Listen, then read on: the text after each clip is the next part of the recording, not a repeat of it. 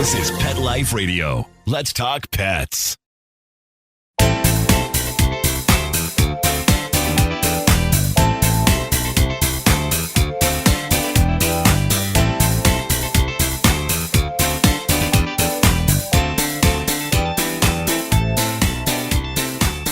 Welcome to Covered in Pet Hair, a boozy web show for pet lovers on Pet Life Radio. I'm your host, Isabel Alvarez-Arata, and today I have the pleasure of having a drink and a chat with a portrait artist with a heart of gold. I'll tell you all about her as soon as we come back from these messages from our sponsors. Molly, here's your dinner. Zeus, that's not your food. Don't let that happen to your precious cat. Elevate your cat's eating experience with the Cat Tree Tray. The Cat Tree Tray keeps your cat's food off the floor and conveniently located on the cat tree. It's the perfect way to eat. It's a beautiful wrought iron tray that easily attaches to your cat tree and keeps dogs and other critters out of your cat's dish. A must for multi-pet households. There's a 6-inch tray for large bowls and a 4-inch tray for smaller bowls.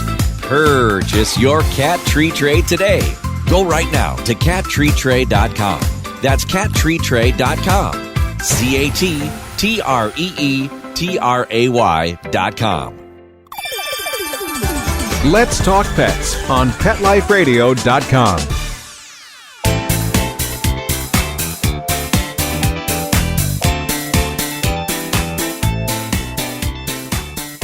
Welcome back to Covered in Pet Hair. I'm your host, Isabel Alvarez-Arata, and today I have the pleasure of having a drink and a chat with a New Jerseyan, partner to Taylor, dogma to Captain Quint, a dog walker, pet sitter, entrepreneur, dog person, coffee lover, adventure seeker with a goal of buying a camper, an oddball, an introvert, a music lover, especially when it's a weird music, an artist, self-described magnet for underdogs. She's a DIYer, a garbage picker, somebody with amazing style. She's the founder of Viva La Pet, and her name is Ashley Cook. Welcome, Ashley. Hello, how are you? I'm so good. I'm so excited to meet you in person. Ashley and I are buddies on social media. We're always talking like we've known each other for years, but we don't. We've just met right before recording this show. Yeah, but I feel like we're pals. I know, we really are. We really, truly are. Before we go any further, I want to introduce our drinking game. Anybody playing our drinking game tonight, every time you hear this word, the secret word is Captain. Make sure you take a drink of whatever you're enjoying, but be 21 or wherever minimum age there is in the country that you're joining us from. Never drink and drive, and always drink responsibly. What are you drinking tonight, Ashley? So I am drinking white wine not in a glass. I'm not a wine person. I know nothing about it, but I know what I like the taste of. And this is actually there's a vegan pizza place down the street from us, and we're regulars there. So last time I was there, the guy gave me a bottle of wine. So I'm drinking the bottle of wine that he gave me. I love the glass. The glass is perfect. It's like a thermos. It's a glass. It's travel. It's practical. I love it. Thank you. Probably because I have lipstick on. Of course. Absolutely. Well, you know what? I'm having a vodka soda, keeping it very simple today, because I may or may not have had margaritas before the show started. So cheers. Thank you for being on the show. I'm so excited to meet you. So my husband is from Pennsylvania, from Philadelphia, and from New York. So when I told him I was interviewing a New Jerseyan, he had all these questions for me. He wanted to know what part of New Jersey you were from. So basically which New Jersey you are. So we're playing a game based on New Jersey. And the game is called Which New Jersey Are You? Because apparently there are multiple New Jerseys, according to my husband. There are. So, I think there are 3. There could be 4. Oh my gosh, that's so funny. He said there's like 3. So I'm impressed already with my husband and your answers. So I'm just going to ask you questions. There are literally no right answers because this is a totally made up game. But you're just going to give me your opinion. And then apparently my husband will watch the show and determine in his mind which New Jersey you are. And then our viewers and our listeners can also determine if they're like big on New Jersey, which New Jerseyan you are. We'll see if they get it right. I know, exactly. So you have to tell me which is the best airport in your area. Big airport or little airport? Doesn't matter. Which airport is it? I will say Newark because I've never been to the little ones. They're a little, you can fly a private small jet into. I mean, I think that if you're flying private, the airport doesn't really matter. I agree. Yeah. Yeah. So I'll say Newark. Okay, perfect. Next question. Is it a hoagie, Subway, or sandwich? It's a sandwich. Or I think you meant to say a hoagie, a sub, or a sandwich, right? Oh, I don't Subway's know. the store. Oh, that's right. Okay. Okay, is it a hoagie, a sub, or a sandwich? The sub. It's a sub. Okay. Here we go. Eagles, Giants, or Jets? I'm not a football person, but growing up, my family loved the Giants. So I'll say Giants. Okay. Which is the best museum near you? The Met. The Met's pretty popular. Yeah. Is it the shore or is it the beach? Absolutely, it's the shore. Okay. Do you like your pizza sauce on the top or on the bottom of the cheese? Oh, the bottom. I didn't know there was an option. It's the bottom. Apparently, according to my husband, there is. And then last question, which I'm not from New Jersey, but I know the answer to this. Wawa or 7-Eleven? 7-Eleven. How dare you? I like Wawa better, but the area that I'm from, we're starting to get Wawas, but there were no Wawas where I'm from. I grew up in Miami. We don't have Wawas there that I know of. But I went to school at Maryland, University of Maryland College Park, and that was the first Wawa that I ever experienced. And those sandwiches after the bars at like 3 a.m. were, amazing. Yeah. See, we would do the 7-Eleven for that. We would do the nachos with that gross cheese. Yeah. And Yes, Yeah. the canned cheese. Ooh. We have diners in New Jersey, though. So you would choose a diner over 7-Eleven because you could, New Jersey's the diner capital of the world. So we would prefer a diner over a quick stop. Oh, nice. I love a diner. Like breakfast in the middle of the night, basically. Yeah. Greasy, drunk food.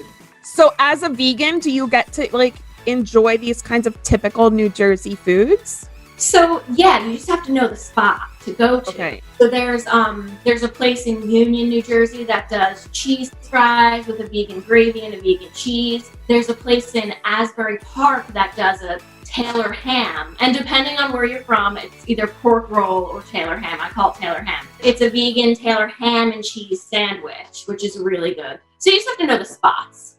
So you have a pet care business, pet sitting, dog walking, and pet education, which we'll get to in a minute. But how would you describe your service area in New Jersey? Like, are you kind of a suburb of New York? So we're a suburb of New York. When I first started walking dogs and I was solo, I was servicing Morristown because I lived in Morristown. And Morristown is sort of like a Hoboken minus a couple of degrees. So it's suburban, but a lot of people who work in the city live out here. So that's a lot of our clientele. My business is 98% midday dog walking. We don't do a lot of pet sitting, and it's because our clients work in the city and they need the midday dog walk. Right. So do you have any Real Housewives of New Jersey as clients? I don't. I think they're a little more east. Okay. Just wondering. And south.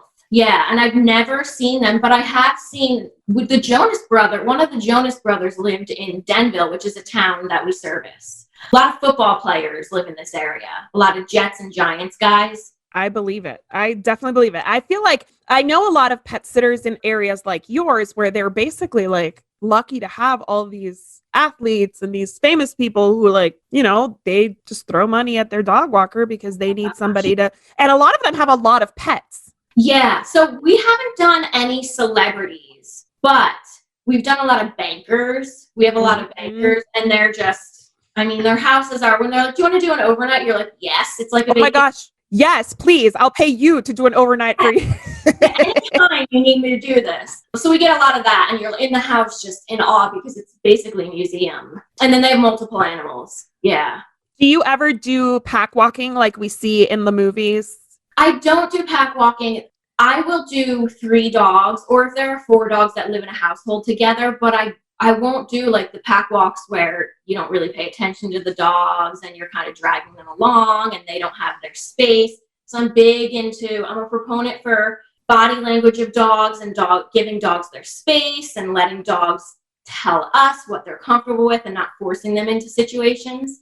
So, no. So you've been in business since 2004. I started my business in 2008. And I feel like you and I agree that that when I see a pack walk, one human being with 10 plus dogs, that don't live together, that are from different homes, I have a panic attack because I think that that's so dangerous, so risky. Is that how you feel when you see that? Oh my God, times 10. The risk. I'm nervous to begin with because I've been doing this long enough. Besides the anxiety of how dangerous it is, I feel for the dogs, and I'm just watching their body language and knowing a little bit about dog behavior and kind of the more current science of dog behavior. It upsets me to see them their ears are back. They're panting when it's not hot out. The craziest thing is they'll throw them into one vehicle, not seatbelts, not crated. And I'm just like, they're forced. My thing is like, these parents are probably super happy that the dogs are going home exhausted, but their exhaustion is a result of stress. It's not a result of being exercised. But yeah, so I agree with you on the pack walks. It's an anxiety attack. Dog parks, an anxiety attack,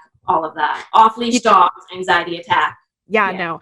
I just had a walk with my neighbor before the margaritas, and she was like, I took Goldie, their 1-year-old golden retriever, who's already under socialized and a little bit skittish towards strangers and other dogs. She's like, we took him to the dog park, but we didn't go in. And I'm like, thank God. Like, do not take this dog who's already a little bit hesitant to a dog park in an area where people are not super educated on pet care. I will say that like here, people are a little bit more relaxed about pet care and they don't have that education. We don't have amazing dog trainers here. Like, as far as I know, we have 0 positive-based fear-free trainers here.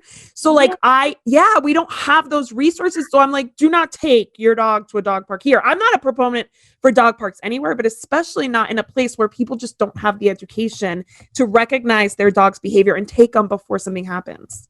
That's scary. We've taken Captain to a dog park just to see how he would do in the beginning. And my husband actually got, for lack of a better term, he got bitten multiple times by a dog so they were frenzied. One dog yelped and the dogs got frenzied and they were circling. So my husband went in there to pull Captain out of it. And he pulled Captain away, and a dog must have I don't even know why, I didn't see anything, but a dog must have zeroed in on him and went in for my husband, not for my dog, and was biting at my husband. So he was like, as soon as he dropped Captain, I knew that he got bit significantly.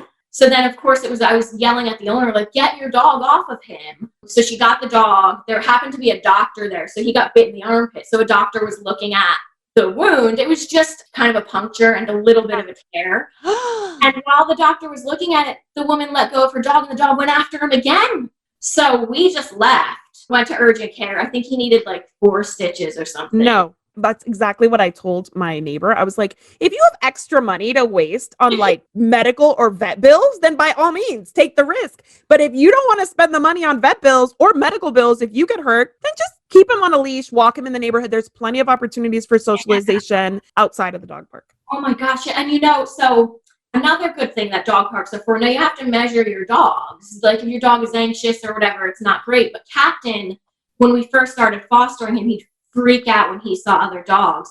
So I use the dog park as a training thing, and I wouldn't take him in. I would just walk him on the perimeter and try to get him to relax and, treated him when he would respond well to dogs. So you can use the dog park for things like that.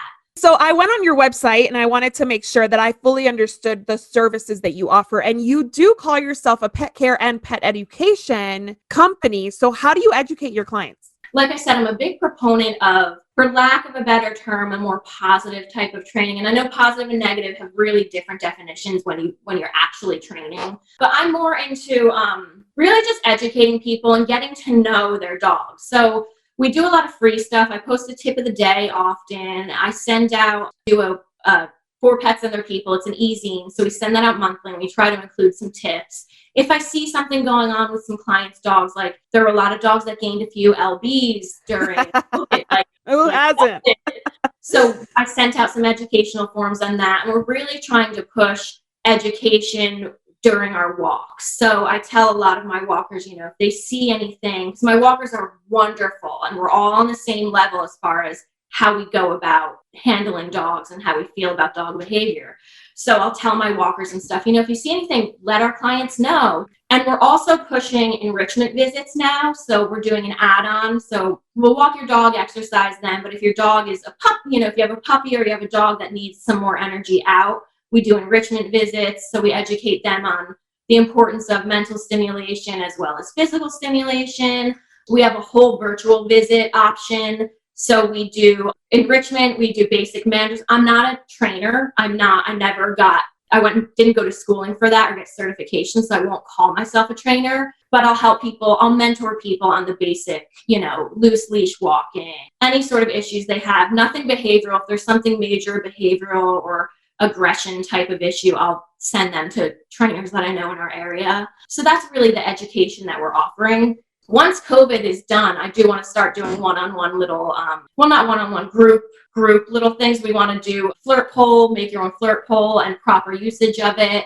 So what's a flirt pole for those who don't know? So a flirt pole is essentially a giant cat toy for dogs. And it's a long pole with a rope and a toy on the end of it. And you use it to get your dog to run. But to use it properly and to not get their prey drive going crazy, it's really good to pair with a solid drop it or out or whatever cue you want to use for them to let go of it.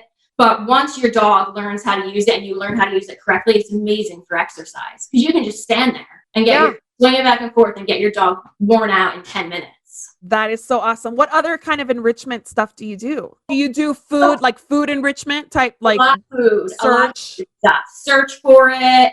Dogs like to chew. They like to chew. So we shouldn't stop that. I feel like pushing down a behavior is going to make another behavior come out, an unwanted behavior or unwanted reaction to suppressing that behavior.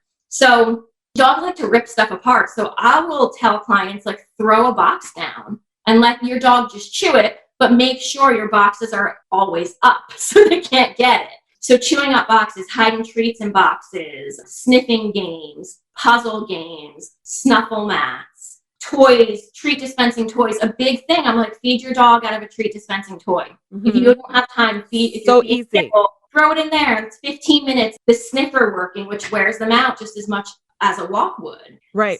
Yeah. I love that you're like trying to work within the pet parents, I guess, environment and lifestyle, because I feel like people don't call dog trainers because they feel like the dog trainer is going to be like, well, you need to do something completely different that's completely unsustainable for them. So they're like, you know what? I don't even want to go down that route. Right. And I think the thing that got me to learn that that's how I want to work is doing this for so long and going into different atmospheres and learning that they're really good pet owners, but they have different lifestyles. So they may not be able to walk their dog every day. They may not be able to take their dog to a training class or a sniffing class. So let's offer them ways that they can do that easily that works within their lifestyle. For sure. I love that. So I have to take a break, but as soon as we come back, I want to get into a secondary project that you've taken on thanks to COVID. We will be right back after these messages from our sponsors. Take a bite out of your competition. Advertise your business with an ad in Pet Life Radio podcasts and radio shows. There's no other pet-related media that is as large and reaches more pet parents and pet lovers than Pet Life Radio. With over 7 million monthly listeners, Pet Life Radio podcasts are available on all major podcast platforms. And our live radio stream goes out to over 250 million subscribers on iHeartRadio, TuneIn, Stitcher, and other streaming apps. For more information on how you can advertise on the #1 pet podcast and radio network, visit PetLifeRadio.com/advertise today. Let's talk pets Let's talk pets on Pet Life Radio. Pet Life Radio. PetLifeRadio.com.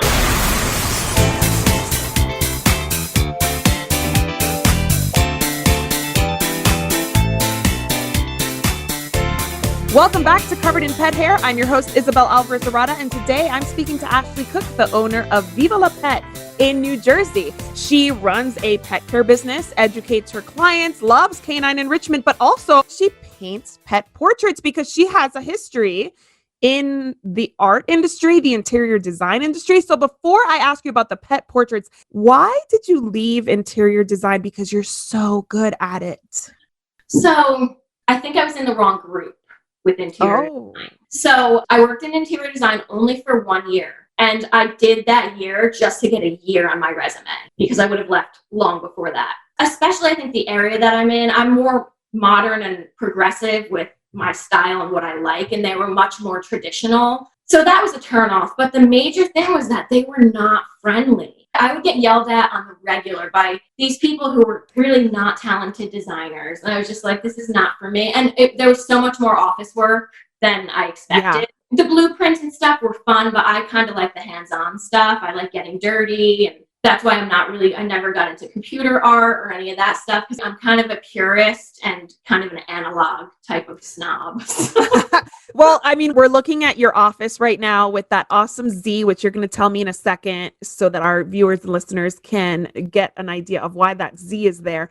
But you called yourself a garage picker. So I added that to your introduction. And I've seen, because we're friends on Facebook, I've seen these creations, your yard, your house, all of these things that you and your husband just build are just amazing. So you just find stuff and give it a new life in your home. That's amazing. Yes. I have to give my mom applause for that, because she was a garbage picker when I was growing up. So she taught me the ways. But even now, if we're driving by garbage, we'll snap a picture, and it's just something that I'll text it to her and be like, hey, this is on this road. Can you go pick it up?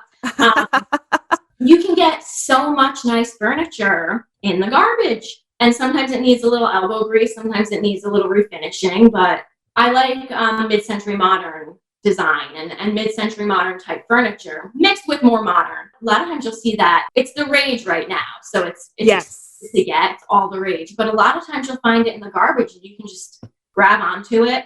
There's things that I haven't stored in my attic that I know I can't use, but I couldn't bear to see it go into the dump. So I rescue it, keep it there, and then hopefully maybe someday I can use it or someone will need it. So yeah. That is so cool. Yeah. When I see chalk paint on gorgeous furniture, it's like I said, I'm a purist, so it kind of it's a dagger to the heart. Like, oh my God.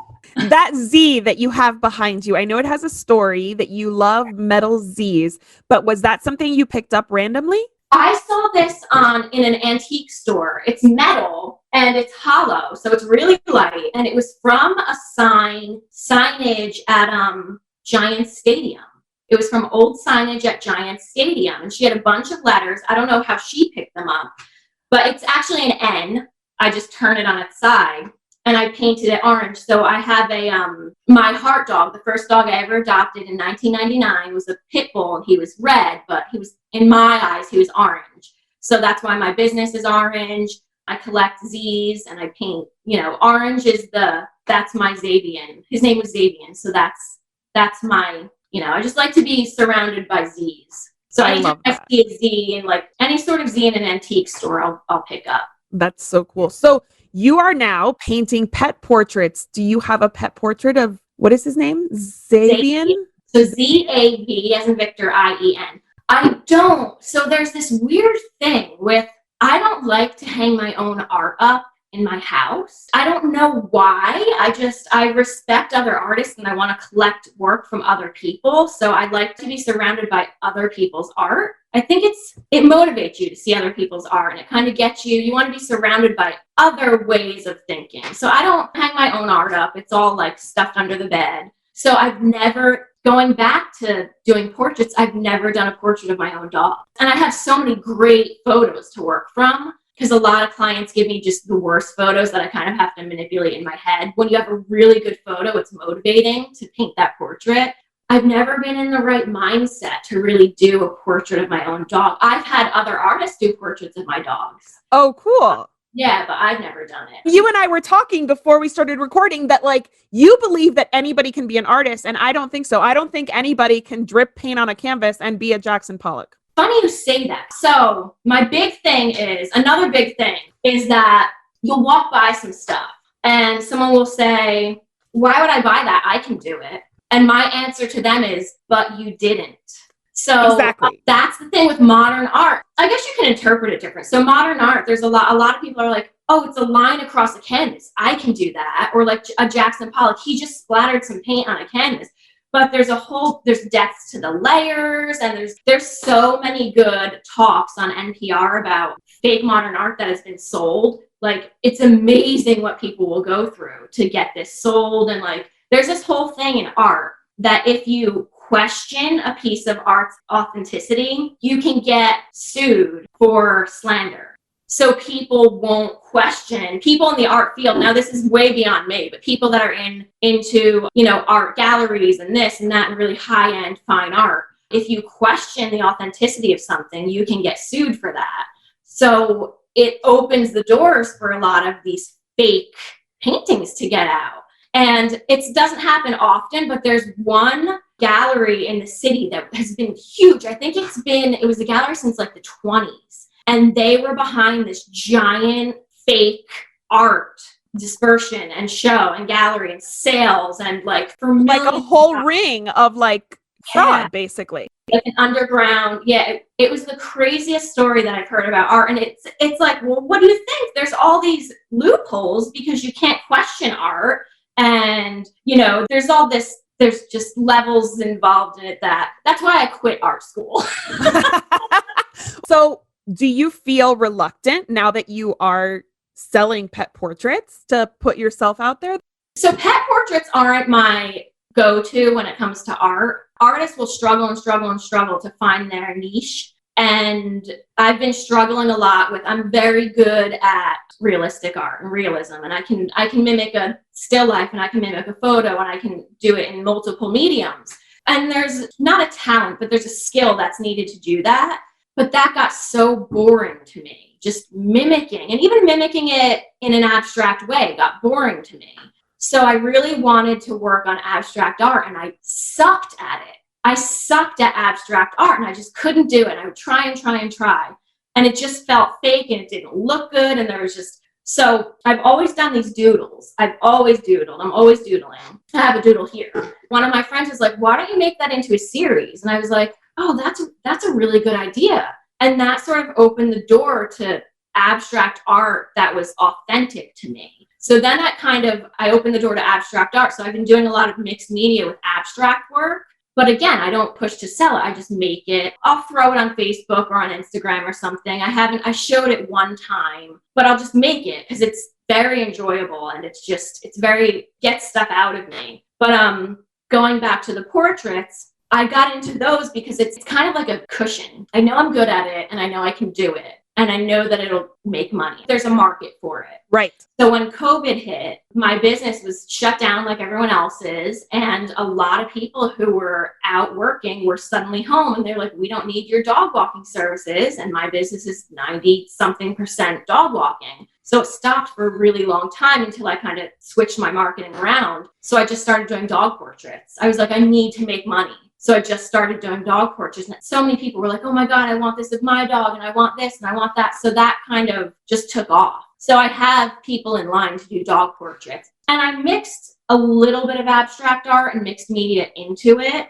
I do want to get looser with my dog portraits. I have two examples here, like in the works. Cool. So this one is in the works, but the background is an acrylic monoprint. And that's kind of where the mixed media and the abstract comes into play. And then this one's still in progress too. I have to work on the ears. I love it. I want to loosen up with my dog portraits and get a little bit more abstract, but I have to finish the ones from the people that want this style. Okay, so I want to know two things. Sure. How much creative license do you take when somebody like commissions a pet portrait from you? And two, how long does it take you to do each pet portrait? Okay, so it depends on the medium. This is just done with a micron. So the background is an acrylic monoprint, and a monoprint is just one print. You can't multiply it because it's just after you do it once, it's done, hence the word mono. So the backgrounds just it's just splashing paint on and it's fun. It's just like no thought, just going, and you just create a bunch of those. So I do a bunch of monoprints in different colors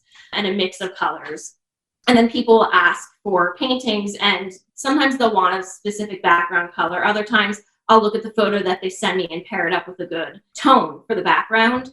But I get the worst photos. So a lot of times you want something clear and precise when you're mimicking, especially for a portrait. But I'll get just like a quick snapshot that's been like screenshotted 5 times and then sent to me. So I do take quite a bit of artistic license when it comes to it. I'll do the general, shapes so they can identify their dog. They want to be able to know it's their dog. But I kind of have to make up shadows and I have to make up a composition that fits well. I do ask for close-ups of the face, because if I was to do the whole body, it would take me a really long time. Yeah. And even in any sort of art that I do, it's kind of like I relate it to what's the lens on the camera that does a macro lens, a real something. So it turns something like, let's take this glass. If you were to take a photo of it with a macro lens, it will go in really close. So it's almost an unidentifiable item. It abstracts a realistic item.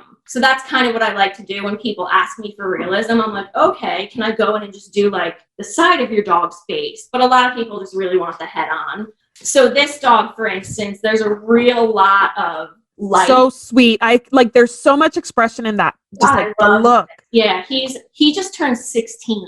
I'm really excited to get this to his owner. But there's a lot of light. Like, there's nothing here. There's nothing in the top. So I'm going to have to go in and create some depth, because it just doesn't look good on the paper. No, what are you talking about? I think it looks perfect. I feel like it's done. I feel like you don't need to do anything else to it. Like, if I received that, I would be so happy. That's the thing too. I want to get quicker. So they take me about a few hours, like 1 to 3 hours. But if I do a few in a row, I'm loose and I can really shoot through them. But I took a long break. It's hard. I was just going to ask you, how do you get motivated? Because I love the creative process of this show and editing and stuff, but at some point I have to walk away. But if you have like a list of people waiting for portraits, how do you get yourself motivated without kind of like losing the love of it? So what gets me to finish them is having a deadline. If people tell me, you can get it to me whenever, I won't do it.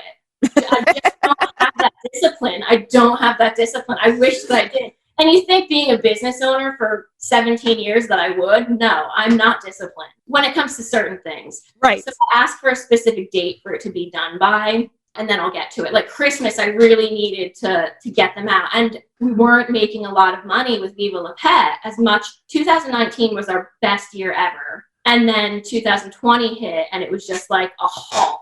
Yeah. I needed to make money, so I needed to get them done. So it's kind of like, sometimes it's kind of like going to the gym, where you have to peel yourself out of bed, get to the gym, and you feel good after. Yes. Once you get into drawing, you're like, oh, okay, I'm there. Sometimes there's a resistance. And some days I can work on a drawing for 10 minutes and then I have to stop, because I'm like, I'm just going to ruin this. I'm just not there. Right. And then some days you'll get into the mode and you can bust out 3 portraits in a day. So it just depends. So tell me how our viewers and listeners on Pet Life Radio can get in touch with you if they're in your area for pet care services, or if they want their own amazing what is it? What? It's an ink sketch on a monoprint, on an acrylic monoprint. But I also do watercolor paintings, they take way more time and it's a little bit more expensive. But if you want a quick turnaround, I do the example that I showed you. It's a monoprint with the sketch over it. Okay, so if one of our listeners or viewers wants to hire you, commission you for a pet portrait, or if they're in your area and want pet care services, how would they reach you? You can reach me social media, Viva La Pet on Facebook, at Viva La Pet on Instagram. You can go to our website. It's www.vivalapet.net, or email me at ashley@vivalapet.net. We can do international with the art too. It would be awesome. And I get really motivated with wonderful expressions on dogs. So if you have a really amazing photo of a great expression that your dog has given you, I would love to draw that for you. So my sister lives in Spain. She's an artist. She is an art historian. She's a teacher, but that's her true passion lies in art. And she'll travel all over the world for an art exhibit. But she is going to love this show, because she's going to be like, I want a portrait of Satchmo. So I'll get you guys in touch. I would love her to do a portrait of one of my dogs. Oh my gosh. You know what? My sister struggles with the same issue that you do, that discipline. She's so good, but she's like, she can't get herself motivated to paint, and she's so busy with work. So like, she'd have to like kind of like stop grading papers and stop doing this to paint. But when COVID started, there were a lot of artists like Romero Brito. I'm sure you're familiar with Romero Brito from Miami, the Brazilian, he's Brazilian, but he's really big in Miami. These 3 dogs are Romero Brito. And he did like an online, when COVID, everybody was doing stuff on Zoom and online and on lives, he was doing painting classes. And she loves his art, because we're all from Miami. And she was doing a lot of his stuff when COVID started because school was shut down in Spain, but now they're like in person and now they're doing all these things. So she doesn't have the time, but she's so talented. That's the thing. I've talked to a lot of artists who you go to school for it and you're into it, and then life happens and you get a job that's not art. You're not lucky enough to get a job that's in the art field. Right. And then you kind of fall out of it. There's one woman that I know who's probably in her 70s, and she's constantly nagging me. She's like, get back, don't lose it. Because she did for so long. And looking back, she wishes she didn't. So I kind of really remind myself of that every time I don't feel like sitting down and drawing. But this summer, I kind of want to take on bigger projects and do some murals and stuff. There's places around town. I see some empty places. So if I can get in touch with some of the business owners and just put up an abstract mural just to brighten up the little area that it's in, I'd love to do that. That is so cool. I can't wait to hear more about that. You definitely have to keep us posted on those projects, because that would be super cool to put your like touch in your area and in your city. That would be so cool. It would be. And it would just be flattering to have it would just be an amazing opportunity. Yeah. For sure. Absolutely. Well, I want to propose a toast to you for being on the show. Thank you so much for spending your Sunday with me. It was a lot of fun. Thank you. Absolutely. My pleasure. Cheers. I'd also like to propose a toast to our executive producer, Mark Winter, and to our viewers and our listeners. Thanks so much for spending your time with us and sharing your love of pet with us. Here's to a life covered in pet hair, because there is no better way to live. Cheers. If you want to learn more about Covered in Pet Hair, please visit coveredinpethair.com or petliferadio.com. Thanks for watching, and we'll see you next time. Let's Talk Pets, every week on demand, only on PetLifeRadio.com.